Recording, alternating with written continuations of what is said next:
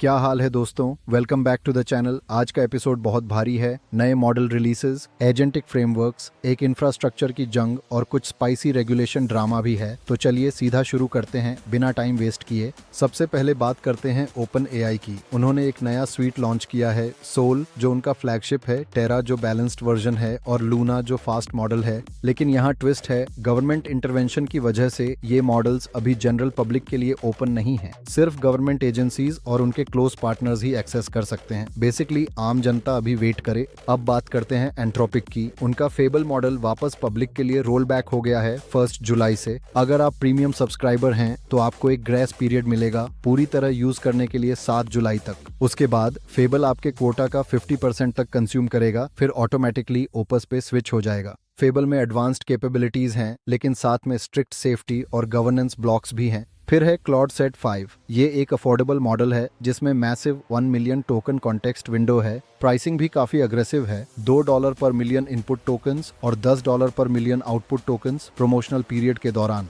बाद में input pricing थोड़ा बढ़ के $3.15 प्रति मिलियन हो जाएगी। और last but not least, Claude mythos. ये ऑलरेडी रिलीज हो चुका है, लेकिन सिर्फ 100 से ज्यादा गवर्नमेंट पार्टनर्स के लिए, पब्लिक के लिए अभी भी रिस्ट्रिक्टेड है। अब चलते हैं ओपन सोर्स दुनिया की तरफ। एनवीडिया ने अलीबाबा के क्वेन 3.6 मॉडल, स्पेसिफिकली उसके 27B वर्जन को ऑप्टिमाइज किया है फ्लोटिंग पॉइंट 4 बिट वर्जन में। ये 256,000 कॉन्टेक्स्ट लेंथ सपोर्ट करता है, मेमोरी एफिशिएंट है और बेस्ट पार्ट, आप इसे एक नॉर्मल लैपटॉप पे सिंगल जीपीयू के साथ चला सकते हो। मल्टी मॉडल रीजनिंग के लिए चला सकते हो, मतलब टेक्स्ट, इमेज, वीडियो सब कुछ लोकली। एक इंटरेस्टिंग फैक्ट भी शेयर करता हूँ, पूरी इंग्लिश विकिपीडिया, आर्टिकल्स और कंप्रेस्ड मीडिया के साथ सिर्फ 50 गीगाबाइट्स की है। इसका मतलब एक लोकल मॉडल आपके लैपटॉप पे fully disconnected super efficient personal librarian बन सकता है। कितना कूल है ना। और एक और चीज, डीप सीक का DSPark। ये एक open source speculative decoding tool है जो ड्राफ्ट मॉडल्स को पूरे टोकन ब्लॉक्स एक साथ प्रिडिक्ट करने देता है, जिससे रिस्पॉन्स स्पीड में अप टू 85% तक का इंप्रूवमेंट मिलता है।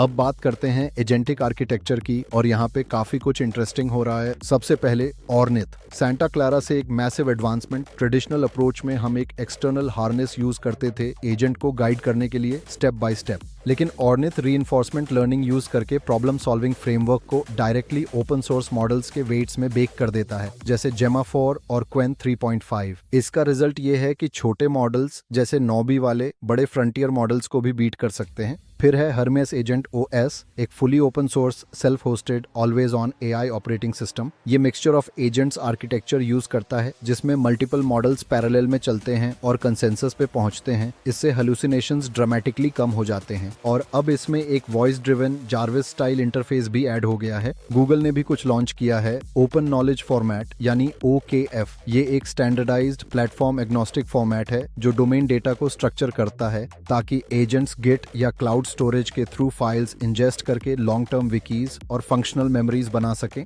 और हाँ, एंथ्रोपिक ने भी स्लैक में एक नया फीचर दिया है। अब आप डायरेक्टली स्लैक में @क्लॉड टैग कर सकते हैं, जिससे मॉडल एक परसिस्टेंट प्रोएक्टिव टीम मेंबर बन जाता है जो आपकी कंपनी के कम्युनिकेशन स्टाइल के हिसाब से अडेप्ट करता है। अब थोड़ा spicy topic, framework Wars. Presenter ने लैंगचेन जैसे हेवी ऑर्केस्ट्रेशन फ्रेमवर्क्स की काफी क्रिटिसिज्म की है। उनका कहना है कि ओवर एब्स्ट्रैक्शन, ब्रेकिंग चेंजेस और 50,000 लाइंस का कोड बेस डेवलपर के एक्चुअल प्रॉम्प्ट को 6 से 8 लेयर्स के अनराइटेबल कोड के नीचे दबा देता है, जिससे डीबगिंग एक नाइटमेयर बन जाता है। उनकी रिकमेंडेशन, छोटे सिंपलर टूल्स यूज करो। और रेगुलेशन का टॉपिक भी गर्म है। एंथ्रोपिक के CEO डारियो अमोडी गवर्नमेंट रेगुलेशन के लिए पुश कर रहे हैं और इससे काफी फ्रिक्शन क्रिएट हो रहा है। क्रिटिक्स का कहना है कि मॉडल डेंजर्स के बारे में फियर मॉन्गरिंग एक्चुअली एक टैक्टिक है कॉर्पोरेट मोनोपोलीज बनाने के लिए और पब्लिक एक्सेस को गेट करने के लिए। उनका आर्ग्यूमेंट ये है कि ओपन सोर्स मॉडल्स ही लॉन्ग टर्म में सेंट्रलाइजेशन के अगेंस्ट सबसे सेफ डिफेंस हैं।